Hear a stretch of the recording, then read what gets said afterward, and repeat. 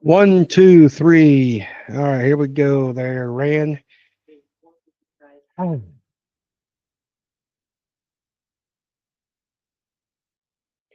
You might be making great money on paper, but your bank account don't show it. I'm telling you, you ever been cash poor? Well, I have too. And we're going to talk today about how to do that and what the ways of stopping that because we don't need to be cash poor. We won't be cash flush.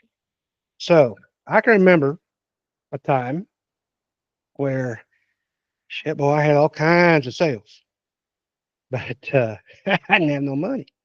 And that sounds funny. And you can look on paper all day long and say, what's going on? Even job costing, we talk about job costing, you can look at it and say, well, damn, I should have made money on that. Well, you did somewhat, but there's other things in play that you got to think about and you got to incorporate into your hourly wages and so forth. Um, you ever had a time,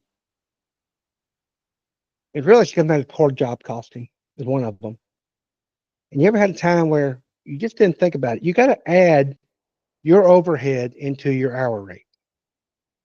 And it can be easy, it can be hard.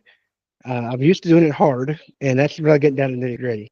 I think it'd be easy by rounding up and getting some numbers, but you got to have an idea. You got to have an idea where you're at as far as your cost goes. You got to have an idea what you're charging. You got to make sure it's within the marketplace. Just because you want to charge a certain price doesn't mean that the market can. And if you want to sell something for 10,000, and the highest out there is five, you got to be pretty compelling to get that extra 5,000, and it ain't gonna happen. Just more than likely, unless you come across somebody that is not shopping, which is unusual, or really trust you. But then if you're really getting 5,000 more, that's double. You're taking advantage of them, in my opinion. That being said, that's one way. You got to add your tool cost in there. You can't forget about that.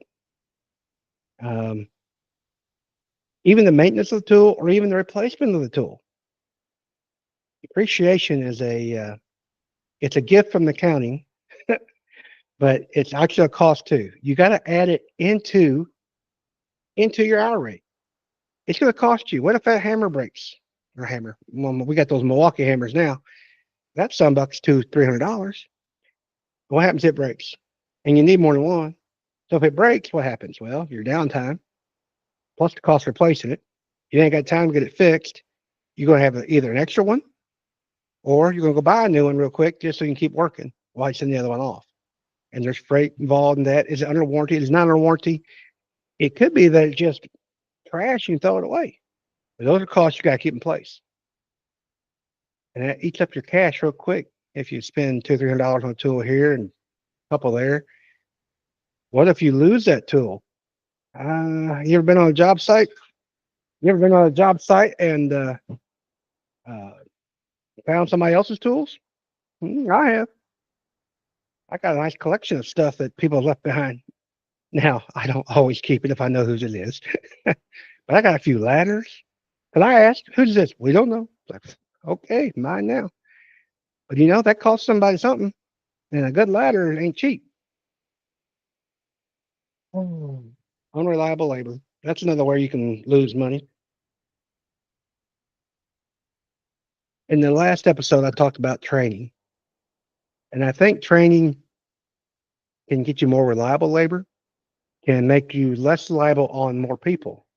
Now, I talk about a lot about delegating, and we'll talk about it later here too. But delegation is important, but just to hire more people isn't the answer. What I mean is you got to delegate and get something off your plate so you can do something more important. But you got to be able to give it to somebody and then make them be able to do more of what they have. So if it means buying somebody else some software or a tool or even a truck, if another truck, you can appreciate that. There's other advantages to having a truck, and it means that somebody can go do some more work, get you more sales, and now you're doing more work for that one person. But delegation is important, um, but it's only good if they know how to do it. So you got to do that training, make them more reliable. The other part is if that person can do more. If you have 10 people and you got 15 people, but you can do more with your 10 than you can your 15. That's just 5 less people got to manage too, or your working foreman has to manage or whatever. And if they're trained, they're getting a higher dollar for what they do. So you can send a person over, and now you have a group of trained employees who are getting paid more for that particular job than it was somebody you sent over that didn't know anything. And it takes them longer usually if somebody doesn't know anything as well. So training is very important to that. Um, so there's a lot of hidden cost. That labor thing is also your fault. Well, what do you mean, Chris? Well, I said, hell, man, you gotta. I talk about communication, delegation, let go and stay to know. You gotta communicate before you delegate. And people like you and me, our heads run a lot faster than our mouths. Now, somebody's mouth runs faster than your brain, but they're an ass. We're smart. We just got a lot of things in our head that we're working on. So I'm thinking, and you are too, way ahead of my mouth. And I think somebody might understand, and they don't.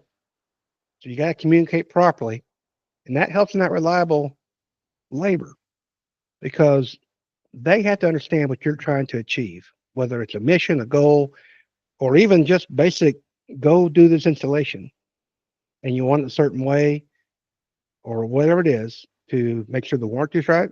I know you guys do a lot of warranty work like HVAC guys for sure. Y'all have to have it installed properly.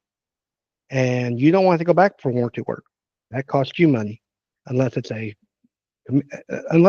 machine issue where the company, your supplier is going to pay you back. But a lot of that stuff don't include labor. Those warranties do not include labor. You know it, and I know it. It just includes parts, and that doesn't any good. And then you sure don't want them telling you, well, you didn't install it right. We're not going to pay for anything. And that comes bad on you. So a lot of training, a lot of communication, and that training is communication at the end of the day. Inefficient scheduling is another way that we can be losing money, not showing up in our bank accounts. The longer you take to do a job, it's more it's going to cost you. It costs you in cash flow, really, because even though you got work in progress, that don't mean a damn thing. It means something on the income statement, but it don't mean a damn thing in your pocket, and it sure don't mean anything in your bank account because that money's not there to pay them bills. So you want to be efficient. You want to schedule properly. You want to use your people where they need to be and when they need to be there, so you can get that money coming through. And in your board, I love billing days. I want to bill. That's why I tell the guys all the time: get this job done so I can bill. Your accountant, your bookkeeper should be on your working foreman's rear, and I don't mean negatively, but if it's something at the top of mind, I got to finish so we can bill. And why do you need to bill? Well, part of my bills is your payroll, and I want to pay you. It got to be in that mindset of, hey, you're part of the business. It's a money machine. That money tree we talk about, that money tree can't have no leaves unless you're billing. Okay? All right. Lastly, the reason you don't got any money is because you're underpricing. Where you can actually, charge that person 5,000 more. We mentioned earlier in that example, you can be charging that person 5,000 less, and you should be right where it needs to be on the market. You want to keep competitive. I don't like being the highest, but it's okay being the highest if that's what you want to do. You got to make sure your value is worth it. I like being somewhere in the middle.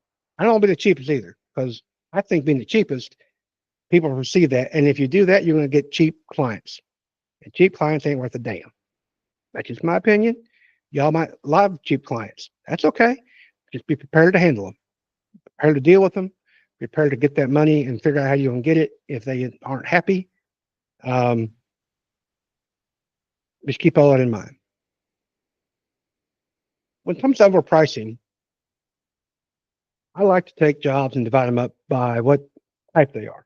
And what I mean by that is, if you got residential versus commercial, if you got if you're a plumber or HVAC electrician, are you on a service call or on an installation? And track those. Do I make more money on installations or do I make more money on service calls? I was talking to somebody the other day, and they were doing HVAC, and they make more money on installations. But I happen to know I got another friend who had an HVA company, and I talked to him before. He makes more money on service calls because he can show up, be there 15 minutes, and charge me 150 bucks. If you're geared that way, that's fine. What that allows you to do, though, is allows you to look at your jobs on a type basis. And when time comes to crunch time, you look for easy cash, push more of those types of jobs. It makes more money and get you going. Um, the other thing is if you're in a competitive situation and you know that type of job you make much more profit on or percentage wise, you can afford to come down just a tad to help make that happen. It doesn't hurt near as much or hurt at all for that matter. Because the other thing you got to think about, and I mentioned overhead earlier, you got to think about overhead. The more sales you get in a month, and sales is different than cash flow, meaning that not only the cash come in, but sales means the potential for cash coming in at some point. The more sales you can get in a month, you spread that overhead over more. So where a job, so your hour rate, you're estimating an hour rate of say $150 an hour. But now by spreading that overhead out, your cost was at $100 an hour, you're making $50 profit. Well, maybe spreading that overhead out, now your cost is at 75 on a percentage basis. But you want to be able to do more with what more people, the more types of jobs that are more efficient are the ones you want to focus on, um, and go from there. I talked about delegating, and this goes into the pricing part, is that when you look at a job and think, I need to hire somebody else. While I love to employ people and I love to help their families, hiring, in my opinion, is the last thing you want to do because it's the most expensive. If you can justify it, great. Or can you do more with what you have with a smaller investment? Software, and I talk about the tools again, the training. Can you train somebody that's already on your somebody already in your payroll that you can bump their wages up a little bit for more responsibility, but doesn't it cost near as much as a whole new employee? And not counting the extra training for somebody new, all the other costs and the overhead involved there. I remember a time we were doing the math, and a new employee, yeah, we forget about this, but we add the cost of the wage.